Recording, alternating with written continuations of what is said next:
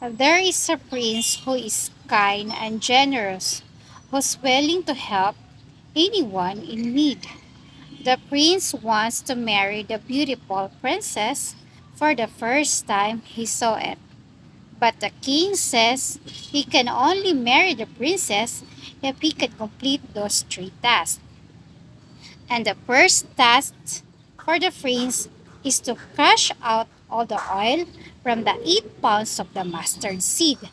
And by the help of his friends, the king ants, along with his army, the tasks are completely done.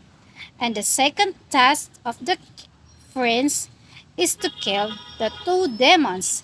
And by the help of his friends, the tiger, the demons were killed, and the tasks are completely done.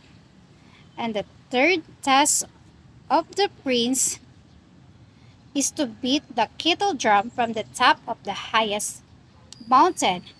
And by the help of the old fakir who lent the magic bed to the prince that can take him anywhere he wished to go. And the prince ride the magic carpet to the highest mountain and beat the kettle drum. And the king Absal heard it loud, and all the tasks are completed by the prince. And King Absal allowed the prince to marry his daughter, the princess. And the prince sent invitations of the wedding to all the kings and queen to their neighboring country.